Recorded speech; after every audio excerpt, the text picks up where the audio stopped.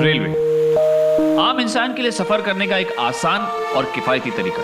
Indian railways की पूरे देश भर में फैले इस नेटवर्क से हर रोज लाखों लोग सफर करते हैं।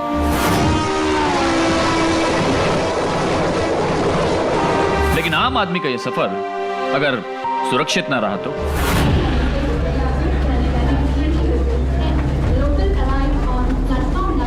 हाँ हाँ, मैं बिल्कुल ठीक हूँ। राजीव भी ठीक है। कल सुबह तक हम पहुँच जाएंगे। माँ, मैं चाय लेकर आता हूँ। जल्दी आना, देर मत करना। ओके माँ, अभी आया। हाँ हाँ हाँ जी, हम जाएंगे ना शाम को। Okay okay. ये राजीव कहाँ रह गया है?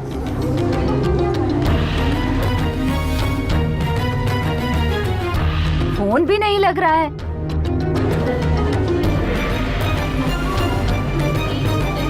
देखिए ना बहन जी, मेरा बेटा नीचे गया, वापस आया ही नहीं।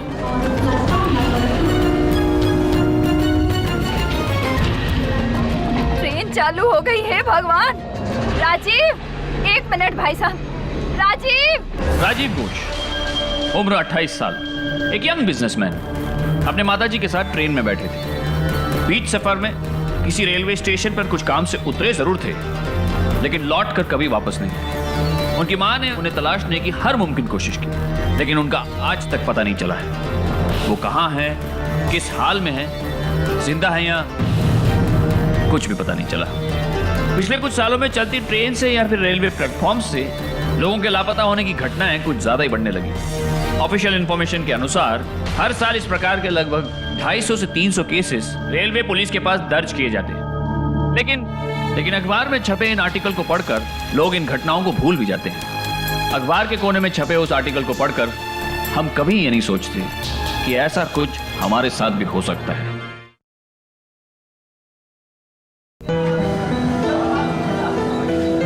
अरे जीते रहो बेटा, अपना ख्याल रखना। आप भी अपना ख्याल रखना बाबा। और बेटा, खाना ठीक से खा लेना। और ये बड़ी वाली बैग है ना, उसके साइड में अचार की बरनी रखिए। और अगले हफ्ते आशीष आ रहा है, उसके पास भी कुछ बढ़िया। बेटा हमारा पीएचडी करने जा रहा है, खाना खाने नहीं जा रहा है। वैसे थोड़ी पढ़ाई भी कर लेना। हाँ, अब खाना भी खा लेना, वरना तुम्हारी माँ मेरी जान खा जाएगी। बेटा जल्दी जाके जल्दी वापस आओ, वरना इन दोनों की नोक-झोंक में ना मेरी तो खिचड़ी पक जाएगी। काका, वैसे आप सबके बिना मेरा भी कहाँ मन लगने वाला है वहाँ। और याद रखो बेटा, वहाँ तुम्हें लेने आशीष जरूर आएगा। ओके बाबा। और बेटा पहुँचते तुरंत फोन कर देना। जी माँ, अब चलता हूँ। बेटा जल्दी जाओ। चो।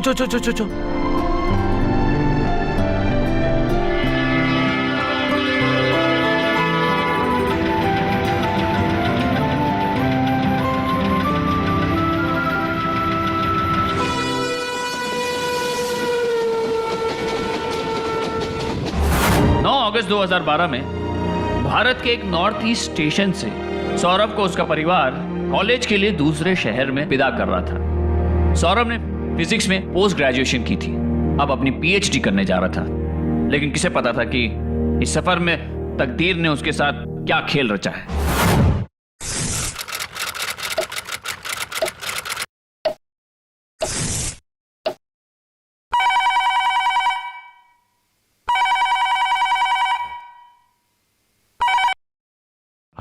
हेलो बाबा, सौरभ बोल रहा हूँ। अरे सौरभ बेटा, कैसे हो तुम?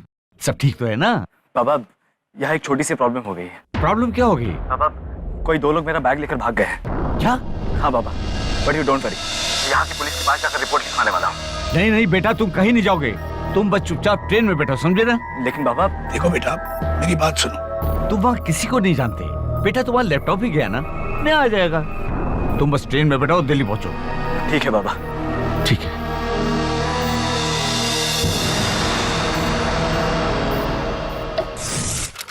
क्या हुआ सुब्रत, अभी तक फोन नहीं लगा उसका? नहीं। आपने उसे कहा तो था ना कि गाड़ी में वापस बैठ जाए। अरे हाँ मालती, कहा था मैंने, लेकिन कुछ समझ में नहीं आ रहा। दादा बहुत ही परेशान मत हो सकता है उसका मोबाइल नेटवर्क पे ही ना हो, या ये भी हो सकता है उसकी मोबाइल की बैटरी डाउन हो। थोड़ी देर के बाद फिर से ट्राई करेंगे। भगवान उसकी रक्षा करे। बहुत ही आप चिंता मत करो, कल वो दिल्ली पहुंच रहा ना, हम आशीष को अभी फोन करते हैं कि जैसे ही सौरभ वहां पहुंचे हमें फौरन फोन करे।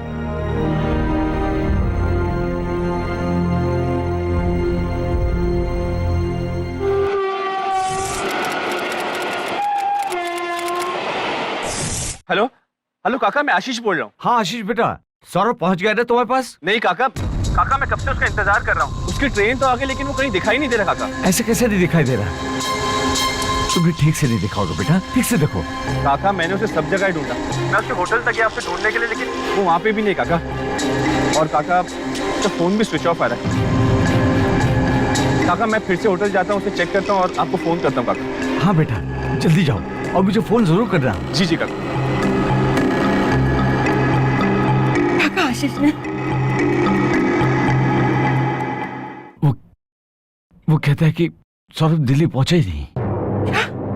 फिर कहाँ गया मेरा बेटा? हाँ, आप कुछ भी कीजिए, मेरे बेटे का पता लगाइए। जाइए जाइए आप जाइए।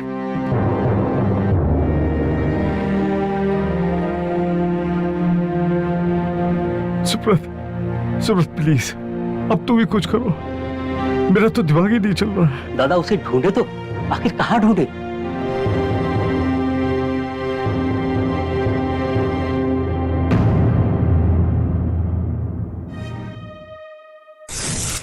काकी माँ आप रोना बंद कीजिए। काका मैं लगभग 3.5 घंटे से सौरभ का स्टेशन पे इंतजार कर रहा था। माना स्टेशन पे बहुत भीड़ थी, मैं उसे देख नहीं पाया, वो मुझे देख नहीं पाया। हम दोनों एक दूसरे से नहीं मिले, लेकिन कम से कम सौरभ को अपने होटल तो जाना चाहिए था ना। ये बात भी सही है। दादा जब सौरभ का फोन आया था आपके पास तो एग्जैक्टली कौन से स्टेशन पर था वो? शिकारपुर नाम का कोई स्टेशन था बेटा। काका आपको ठीक से याद है कि वो जगह का नाम शिकारपुर ही था? हाँ बेटा, और मैंने उससे ये भी कहा था कि वो तुरंत गाड़ी में बैठ जाए। काका लेकिन ऐसा भी तो हो सकता है कि सौरभ गाड़ी में बैठा ही ना हो। ऐसा कैसे हो सकता है? हम ये नहीं कह रहे हैं कि ऐसा ही हुआ होगा, हम तो सिर्फ एक अनुमान लगाने की कोशिश कर रहे हैं। देखिए लेकिन सबसे पहले हमें शिकारपुर स्टेशन के नंबर ढूंढना होगा। मैं देखता हूँ।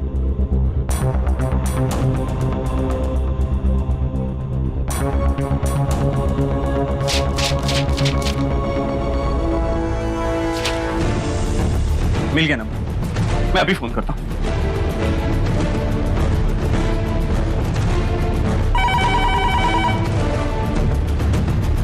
हेलो सर, मैं आशीष दास बोल रहा हूँ सर। मेरा भाई सर सौरभ दास, वो सर कल असम एक्सप्रेस से ट्रैवल कर रहा था सर। कल से सर उसका कोई पता नहीं चल रहा सर। अगर आप प्लीज हमारी मदद करें तो। देखिए सर, रोजाना इस स्टेशन पे सैकड़ों लोग आते जाते रहते हैं। अब हम किस किस का हिसाब रखेंगे? आप एक काम कीजिए, शिकारपुर पुलिस थाने में बात कीजिए। क्या नाम बताया? सौरभ दास। इस नाम का इंफॉर्मेशन मेरे पास नहीं है। आप एक काम कीजिए, रेलवे पुलिस स्टेशन को कांटेक्ट कीजिए। Okay ji. Hello hello Shikarpur railway station. बोलिए। सौरभ दास?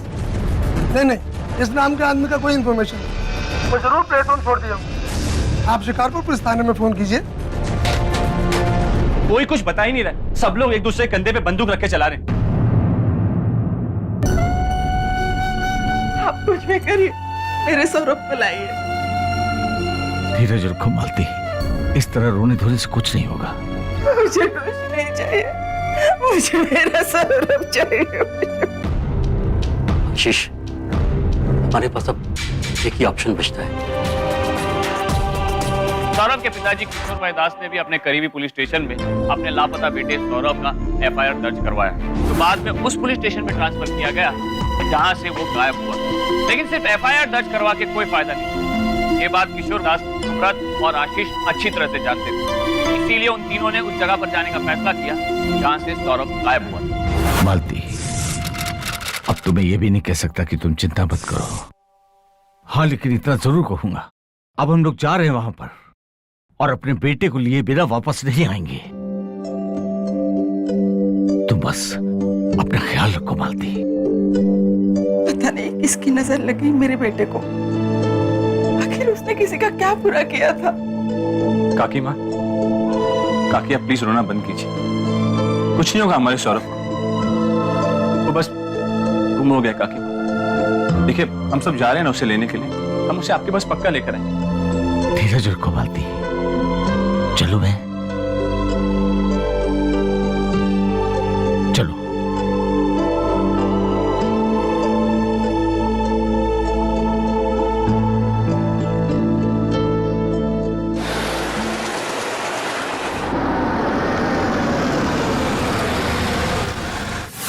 देखिए किशोर भाई, आप बिल्कुल चिंता मत कीजिए, आपका बेटा जरूर मिलेगा। अगर आपका बेटा इस गांव में है तो हम उसे जरूर ढूंढ निकालेंगे। देखिए यादव साहब, मुझे पूरा यकीन है कि मेरा बेटा इसी गांव में है। आखिरी बार जब मेरी उससे फोन पे बात हुई थी तो उसने मुझसे यही कहा था। आप चिंता मत कीजिए, यहाँ की पूरी पुलिस आपके साथ है। अरे वर्मा, यहाँ आओ। इनकी एफआईआर कॉपी पुलिस स्टेशन से यहाँ मंगाओ और यहाँ के सारे ठिकाने अच्छी तरह छान मारो। और हाँ, अपने जितने भी खबरी है सबको काम पर लगाओ। इनका बेटा 24 घंटे के अंदर इनके पास होना चाहिए, समझे? Okay sir. आपकी बहुत बहुत मेहरबानी साहब। अरे इसमें मेहरबानी वाली कौन सी बात है, ये तो हम पुलिस वालों की ड्यूटी है। अच्छा, अब एक बात बताइए, आपने कहा था जब आपके बेटे से फोन पर लास्ट टाइम बात हुई थी तो उसने आपके साथ कोई फोन पे चोरी का जिक्र किया था, जरा वो बात मुझे फिर से बताएंगे? हाँ साहब। बाबा, यहाँ एक छोटी सी प्रॉब्लम हो गई। प्रॉब्लम क्या होगी? बाबा, कोई 2 लोग मेरा बैग लेकर भाग गए हैं। क्या? हाँ बाबा, बट यू डोंट वरी, मैं यहाँ की पुलिस के पास जाकर रिपोर्ट लिखवाने वाला हूँ। बेटा तुम्हारा लैपटॉप भी गया ना, नहीं आ जाएगा। तुम बस ट्रेन में बैठो, दिल्ली पहुंचो। ठीक है बाबा। वहां पर मौजूद ड्यूटी पर जो टीटी था उससे भी कंप्लेंट की मेरे बेटे ने, लेकिन उस टीटी ने उसकी मदद नहीं की। ठीक है सर। श्रीवास्तव, यहाँ आओ। 9 अगस्त प्रेस की सारी डिटेल रेलवे से मंगाओ और उस वक्त ऑन ड्यूटी कौन टीटी वहां पर था उसकी सारी इंफॉर्मेशन मुझे चाहिए। जल्दी करो। ये देखिए। हाँ साहब, ये लड़का था परसों की ट्रेन में, उसका कुछ और पैसेंजर के साथ झगड़ा हुआ। झगड़ा नहीं हुआ था जनाब, उस दिन इस लड़के का बैग चोरी हुआ था। जरा अपने दिमाग पे जोर दीजिए और अच्छी तरह सोचकर बताइए कि उस दिन इस लड़के के साथ क्या हुआ था। बताइए।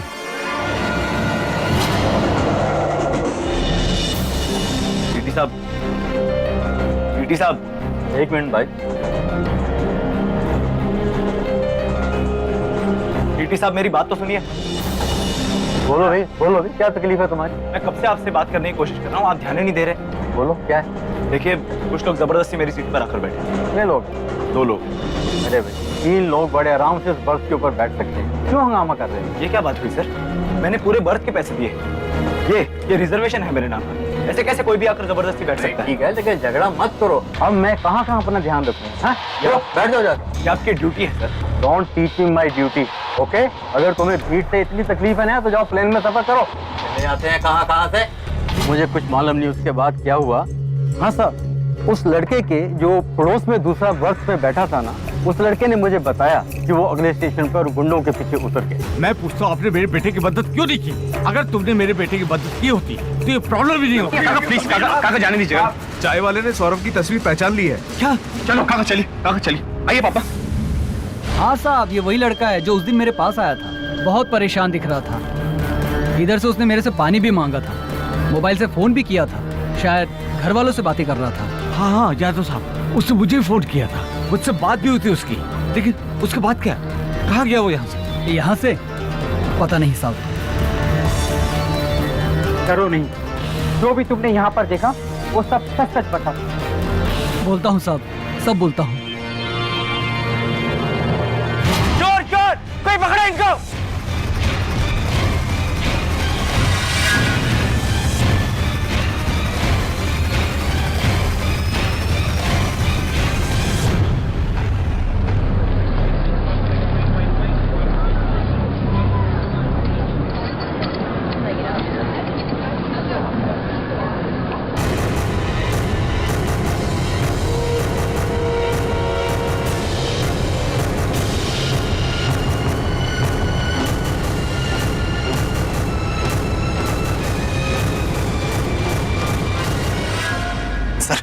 सर मेरी हेल्प कीजिए सर, कोई 2 लोग मेरा बैग लेकर भाग गए हैं। वहां देखिए सर, 2 लोग और खड़े मेरा पीछा कर रहे हैं सर, और मुझे पूरा यकीन है कि ये सब मिले हुए हैं। प्लीज सर, मेरी मदद कीजिए प्लीज। क्या खींच लगा रखी है भाई? जाओ जाकर थाने में रिपोर्ट दर्ज कराओ, फिर देखते क्या करना। लेकिन सर, तब तक तो मेरी ट्रेन छूट जाएगी। ये तो हम भी कह रहे हैं भैया, ट्रेन छूट जाएगी। काहे झमेले में पड़ते हो भैया? जाओ जाकर ट्रेन में बैठिए। जाओ, आप समझ नहीं रहे, उनके 2 साथी मेरा बैग लेकर गए हैं। मेरा लैपटॉप था उसमें, मेरा कैमरा था। कमाल करते हो यार तुम लोग, इतना ज्यादा सामान लेकर यात्रा करते हो। तुम्हारे ऊपर फैसला है, या करिए तो ट्रेन में बैठो, नहीं तो जाकर रिपोर्ट दर्ज कराओ। चलिए यार।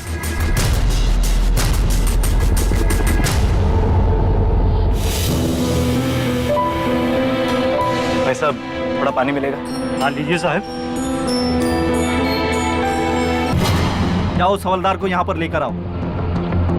सौरभ की तलाश की ये आखिरी कड़ी थी। किसके पीछे भागा होगा सौरभ? देखो भैया, जो कुछ भी याद है सब बता दो। हो सकता है कुछ छोटी सी बात भी हमारी मदद कर जाए। माँ कसम कुछ भी नहीं पता साहब, जो कुछ भी देखा बस यही देखा। पहले की गुत्थी तो और भी उलझती जा रही है। आ गया साहब। देखो इस लड़के को, उस दिन इस लड़के ने तुमसे मदद की गुहार लगाई थी, तुमने इसकी मदद क्यों नहीं की? बोलो। अगर मेरे बेटे की मदद की होती तुमने तो शायद आज मेरा बेटा मेरे पास होता। मेरी क्या गलती है साहब? मैंने कुछ नहीं किया। तुमने कुछ नहीं किया, यही तुम्हारी गलती है। आखिर क्या हुआ था सौरभ के साथ? कौन थे वो लोग जिन्होंने उसका बैग छीना था? कई सवाल खड़े हुए, लेकिन सबसे बड़ा सवाल यह था कि उस वक्त उस पीटी ने या फिर उस पुलिस कांस्टेबल ने उसकी मदद क्यों नहीं की, जबकि ये उनकी ड्यूटी का हिस्सा था। दोनों ने भी अपनी जिम्मेदारी को झटक दिया। इस मामले में सबसे बड़ा दोषी कौन था? वो लोग जो सौरभ का बैग छीन कर भागे थे, या फिर वो जिनके पास पावर था, ऑथोरिटी थी, लेकिन उन्होंने अपने कर्तव्य से मुंह मोड़ लिया? इन सारे सवालों में सबसे अहम सवाल यह था कि आखिर सौरभ कहां था, क्या हो रहा था उसके साथ। पुलिस भी इस केस को लेकर बिल्कुल ब्लैंक थी। सौरभ के तलाश की दिशा वो तय नहीं कर पा रही, क्योंकि हर अपराध के पीछे एक मोटिव, एक वजह होती है, लेकिन इस अपराध में क्रिमिनल का मोटिव भी तय नहीं हो पा रहा। सौरभ को लापता हुए 4 दिन गुजर चुके थे। अब तक उसके घर वालों को किसी भी गैंग का फिरौती के लिए भी कॉल नहीं आया। ऐसी सिचुएशन में पुलिस का सिर्फ एक ही सहारा था, सौरभ का मोबाइल फोन, जो पिछले 4 दिनों से स्विच ऑफ। लेकिन 4 दिन बाद पुलिस के पास एक खबर आई। सौरभ का मोबाइल फोन कुछ ही समय के लिए ऑन हुआ और उसके मोबाइल टावर लोकेशन की मदद से उस जगह का भी पता चला। आइए किशोर दास, कल रात को सौरभ का मोबाइल ऑन हुआ था, सिर्फ कुछ समय के लिए, लेकिन हमने उस मोबाइल टावर की लोकेशन फाइंड आउट कर ली है। कौन सी जगह पर है? यहाँ से 15 किलोमीटर दूर है। हम लोग वहाँ इन्वेस्टिगेशन के लिए जा रहे हैं। आप में से किसी को हमारे साथ आना होगा। क्या आप तीनों आपके साथ चल सकते हैं? व्हाई नॉट, चलिए।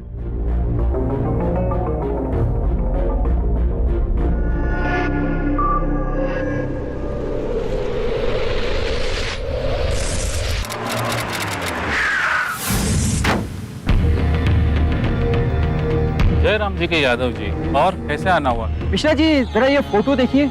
इस लड़के को आपने यहाँ कहीं गांव में आसपास में कहीं देखा है? मिश्रा जी ये लड़का अपने रेलवे स्टेशन से 4 दिन हो गए गायब हुआ है। बेचारा दिमाग से थोड़ा कमजोर है। मैंने सोचा बेचारा शायद भटकते हुए अपने इस गांव में आ गया हो। जरूर यादव जी, दिखाई देगा तो खबर कर देंगे। जरूर खबर करना मिश्रा जी, फायदे में रहोगे। सरकार ने इस लड़के की खबर देने वालों को 20,000 रुपए का इनाम रखा है। चलता हूँ।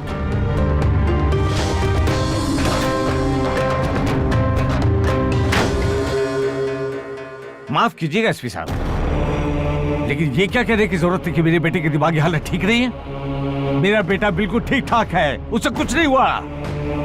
आपका बेटा एकदम ठीक ठाक है, ये हम भी समझ रहे हैं किशोर भाई।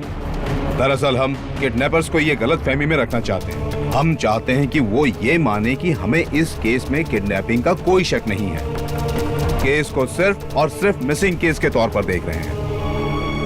एक बात बताइए एसपी साहब, अगर वो वाकई किडनैपर्स हैं तो फिरौती के लिए मुझे क्या, मेरे घर पर कोई फोन क्यों नहीं आया? बताइए आप। हो सकता है किडनैपर्स मामला ठंडा होने तक का इंतजार करते हों, और विश्वास करिए हमारी हर हरकत पर नजर है। आपका बेटा सही सलामत आपके पास आ जाएगा। एसपी साहब, इसी विश्वास पे तो उम्मीद लगाए बैठा हूं मैं, लेकिन अब तक आपके पुलिस डिपार्टमेंट में कुछ नहीं किया। माफ करना। हमें आप सिर्फ 2 दिन दीजिए, आपका बेटा 2 दिन के अंदर आपके पास आ जाएगा।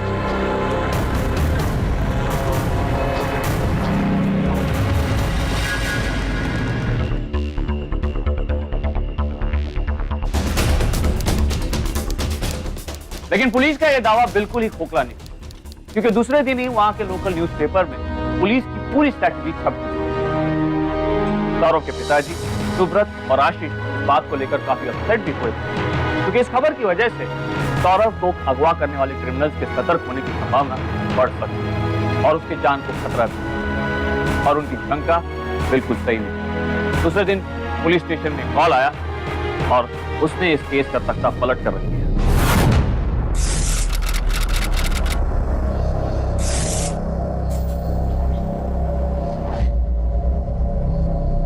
सर, हमें ये डेड बॉडी मिली है, आप प्लीज इसे आइडेंटिफाई कर दीजिए।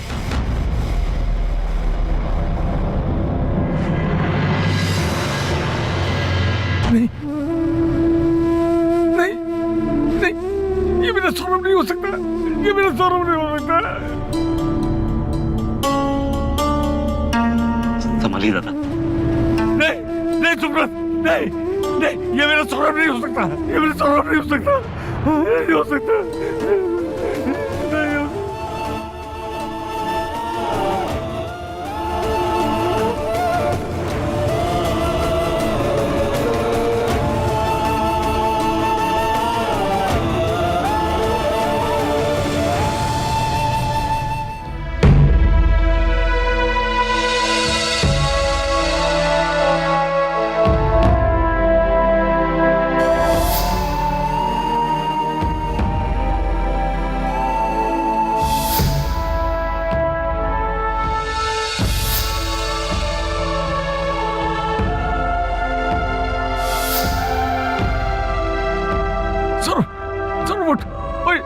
चल, तेरी बात तेरा इंतजार कर रही है बेटा।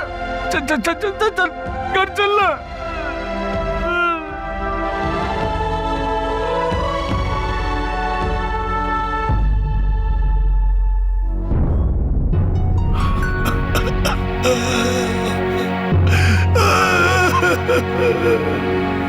बेटे, पीएचडी करो तुम?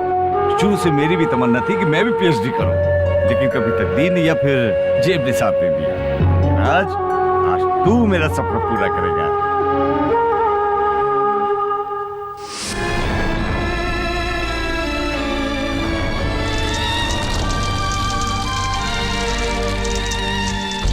मैं तुम्हारी ये बात अब तक 50 बार सुन चुका हूँ। माँ, तुम जानती हो ना, हमारे यहाँ पे पीएचडी करने का कॉलेज ही नहीं है, इसलिए मुझे जाना ही होगा। माँ, मुझे तेरी बहुत फिक्र है। तो अकेले कैसे रहेगा? और अकेले कभी रहा नहीं है ना तू बाहर, इसीलिए डरती हूँ। माँ, तुम क्यों इतनी फिक्र कर रही हो? देखो मुझे, बड़ा हो गया हूँ मैं।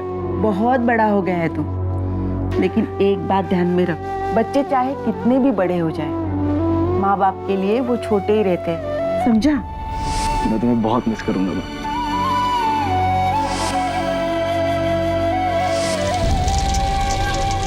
सौरभ के चिता की अग्नि कुछ दिन बाद ठंडी हुई। लगभग 15 दिन बीत चुके थे, लेकिन पुलिस ने अभी तक किसी को भी अरेस्ट नहीं किया।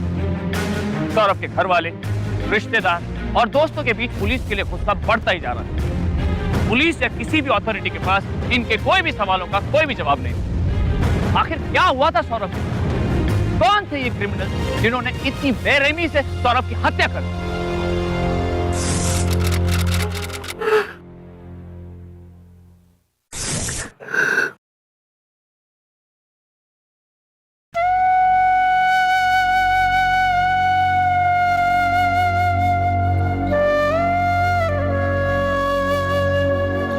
आप सब लोग यहाँ मेरे बेटे सौरभ के लिए प्रार्थना करने आए हैं। आप सबका आभारी हूं। आज 15 दिन बीत गए, पुलिस ने अब तक कोई एक्शन नहीं लिया है। मैं नहीं जानता इसकी वजह क्या है और न मैं जानना चाहता हूं। मैं तो बस यही चाहता हूं कि मेरे बेटे के हत्यारे जल्द से जल्द पकड़े जाएं और उन्हें कड़ी से कड़ी सजा मिले।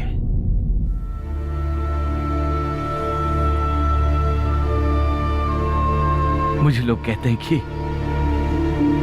ये सब करने से क्या फायदा? आपका बेटा तो क्या, और मैं ये भी जानता हूं कि वो वापस नहीं आएगा, लेकिन कम से कम किसी और के बेटे की जान तो बचा सकता हूं मैं। जब भी अपना चेहरा आईने में देखूं, कम से कम अपनी आंखों से आंखें मिला तो सकता हूँ। अपने चेहरा देखकर मुझे शर्म तो महसूस नहीं होगी?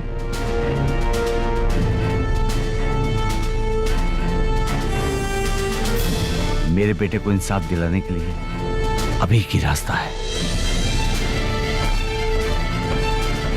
एमएलए साहब,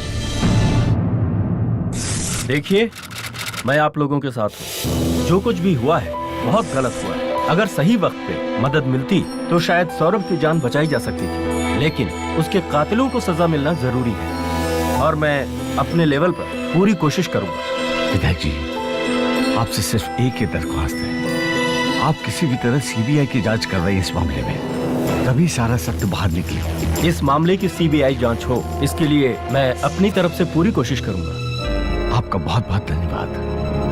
अच्छा जी। हेलो, हाँ जी, मैं किशोर दास बोल रहा हूँ। आप कौन बोल रहे हैं? जी जी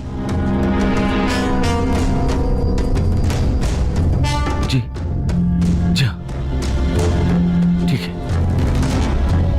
किसका फोन है? वो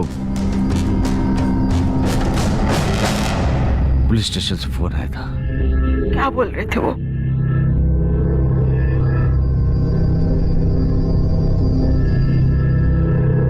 हमारे सौरभ के हत्यारे पकड़े गए।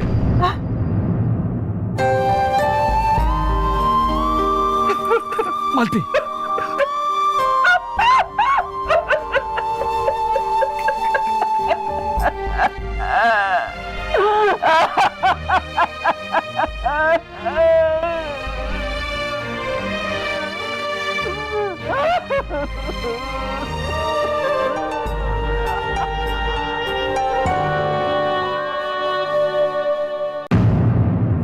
बता साहब को सारी सच्चाई क्या है? बताता हूँ साहब, बताता हूँ। उस लड़के को हमने ट्रेन में चढ़ते हुए देखा था साहब। उसके पास 40,000 रुपए थे। हमने उससे बैग छीना और भाग गए साहब। वो हमारा पीछा कर रहा था। फिर हमने उसे अपनी गिरफ्त में ले लिया। सोचा उसके घर वालों से और पैसे मंगाएंगे साहब। बाद में पुलिस की तलाशी की खबर सुन के बहुत डर गया था साहब, और कोई भी ग्रुप उसे खरीदने के लिए तैयार नहीं था। इसीलिए हमने उसे बाहर डाला साहब, उसे बाहर डाला।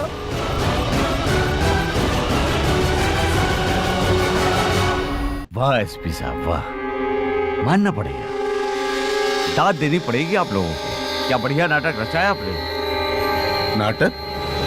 आप कहना क्या चाहते हैं? कहना मैं ये चाहता हूँ एसपी साहब, राम सिंह नाम का जो क्रिमिनल आपने पकड़ा है वो मेरे बेटे का कातिल है नहीं। आप क्या बोल रहे हैं? आप जानते भी हैं। आपका कहने का मतलब है कि ये सब हमारा नाटक है? आप नहीं जानते साहब, आपकी वजह से हमारी इज्जत की धज्जियां उड़ी हुई है। हाँ, और बची कुछ इज्जत बचाने के लिए आपने ये खेल खेला है, लेकिन माफ कीजिएगा, इस खेल में मजा नहीं आया एसपी साहब। देखिए किशोर भाई, हम आपके साथ शराफत से पेश आ रहे हैं। जब से आप कुछ भी बोले जा रहे हैं और हम आपकी कोई भी बात सुन रहे हैं। शांत हो जाइए आप यादव साहब, इतना गुस्सा करने से पहले इतना याद रखिएगा, कल को कोर्ट में जाकर ऐसे ही सवालों का जवाब आपको देना पड़ेगा। आप किस राम सिंह ने गवाही दी है कि 40,000 रुपए देखे हैं उसने मेरे बेटे के पास, लेकिन ये गलत बात है, सरासर झूठ है। आज के जमाने में इतना कैश लेकर कौन चलता है?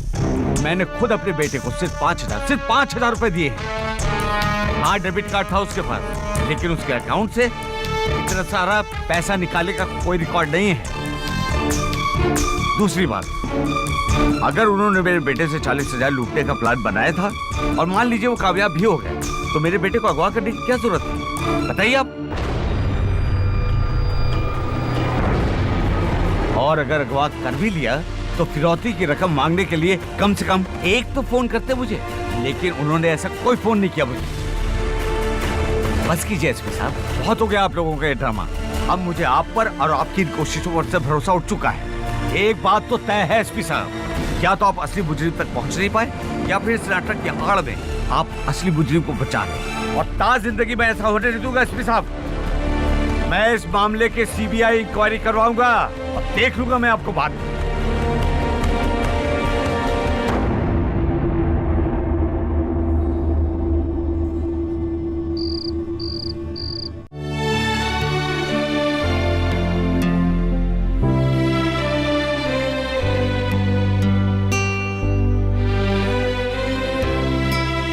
समझ में नहीं नहीं आ रहा है क्या करूं और कैसे करूं। उन जालिमों ने मेरे बेटे को इस कदर मारा, इतनी बेरहमी से मारा कि उसकी लाश में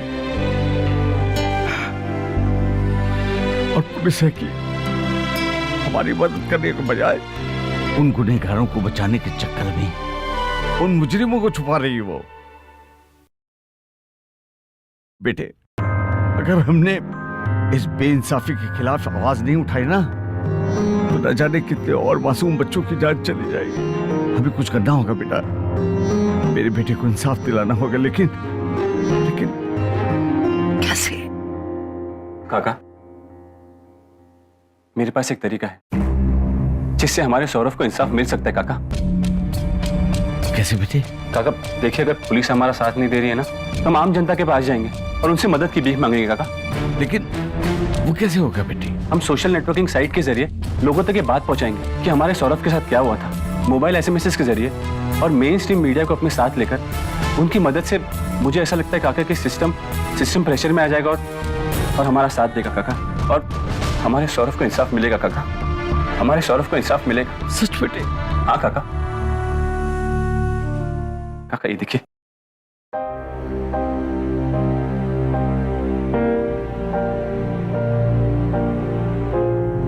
ये देखिए काका, मुझे पूरा यकीन है कि हमारे सौरभ को इंसाफ मिलेगा। काका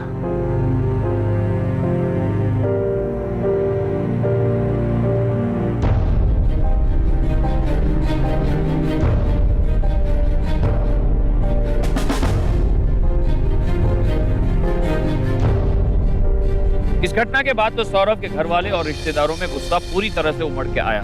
उन्हें साथ दिया पूरी जनता ने। सब ने अपने अपने तरीके से अपनी नाराजगी अलग अलग माध्यम से जताई।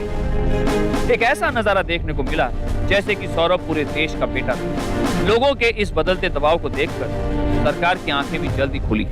हालांकि सीबीआई इंक्वायरी की मांग पूरी नहीं हुई, लेकिन इस केस की छानबीन करने के लिए एक नए ऑफिसर ACP अर्जुन सिंह को अपॉइंट किया गया।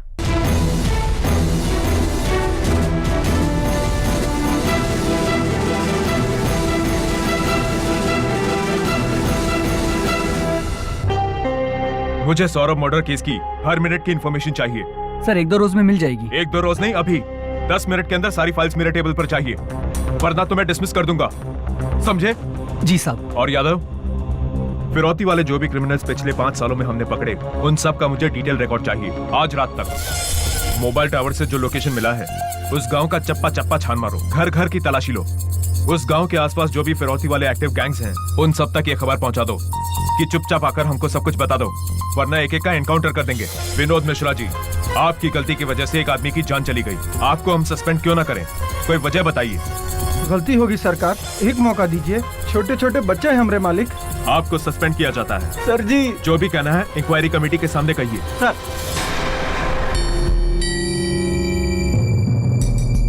सर एक खबर हाथ लगी है। क्या है? सर एक छोटू नाम का गुंडा है जो फिरौती का धंधा करता है। उसके पास एक गैंग ने सौरव के सौदे की बात की थी सर। कौन थे वो लोग?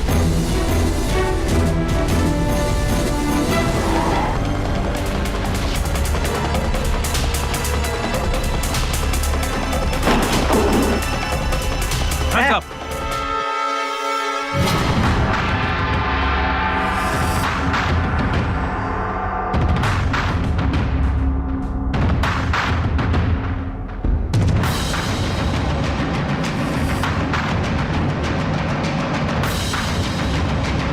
क्या कर रहे हैं आप? ये मेरा बैग है।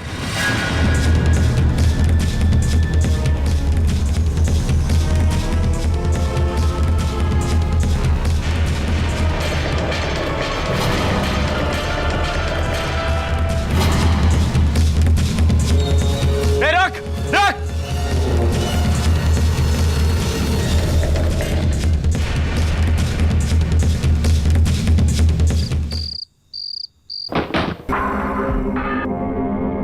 कुछ बात बनी क्या? नहीं यार, अब ये हमारे गले की हड्डी बन चुका है। पुलिस कुत्तों की तरह ढूंढ रही है इसको। वो तो हमारा नसीब अच्छा है कि हम अभी तक बचे हुए हैं। कैसे बचेंगे? बेच भी देते इसको, पर अब कौन खरीदेगा? मामला बहुत गर्म है। उस छोटू को फोन कर, 40,000 देने बोला था। वो भी मुकर गया। मेरी बात मान, इसको वापस छोड़ के आते हैं जहाँ से लाए थे। नहीं नहीं, बंदा पढ़ा लिखा लगता है भाई, हमें पहचान गया तो इसका किस्सा यही खत्म कर देते हैं।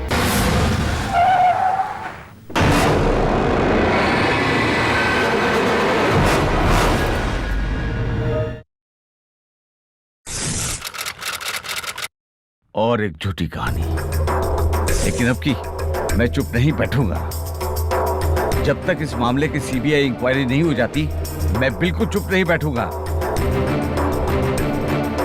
इस रिपोर्ट के मुताबिक अगर उन लोगों को ज्यादा पैसे चाहिए थे तो हमें फोन करते थे, हमसे पैसे मांगते। मैं पूछता हूँ गाड़ी किसकी थी जिसमें बैठाकर सौरभ को वो ले गए? मैं पूछता हूँ वो घर किसका था जिसमें सौरभ को अगवा करके रखा गया था? अगर ये दोनों पेशेवर किडनैपर्स हैं तो फिर पुलिस रिकॉर्ड्स में इनका नाम क्यों दर्ज नहीं? अगर उनका नाम दर्ज होता तो शायद सौरभ बच सकता। और वो टीटी, क्या उसे सजा मिलेगी? उसने भी तो हमारे सौरभ की मदद नहीं की।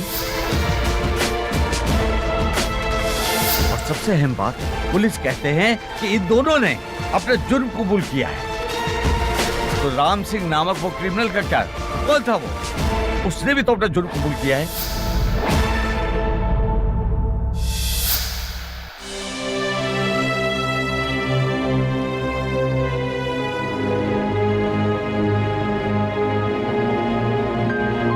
सौरभ के शरीर की जो हालत की गई थी, उससे इस मामले का संबंध कहीं किसी ह्यूमन ऑर्गन ट्रैफिकिंग के साथ तो नहीं है। जब तक मेरे इन सारे सवालों का जवाब नहीं मिल जाता, मेरी ये जंग जारी रही।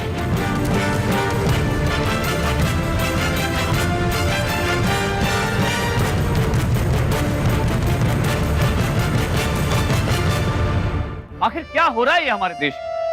क्या सुरक्षित सफर कर पाना एक आम इंसान का हक नहीं? क्या ये पुलिस की, अथॉरिटीज की जिम्मेदारी नहीं?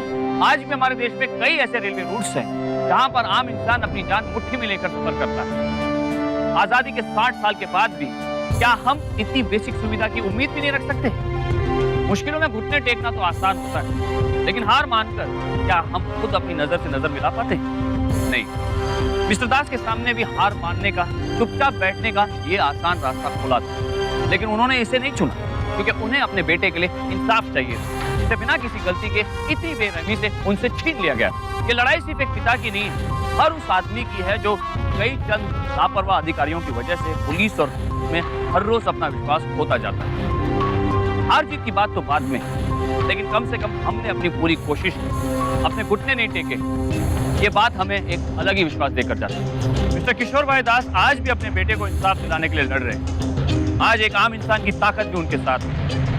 अब उन्हें इंसाफ मिलेगा या नहीं मिलेगा, ये तो आने वाला वक्त ही बताएगा। और सावधान इंडिया मिस्टर किशोर भाई दास के उस जज्बे को सलाम करता है। तो सावधान इंडिया।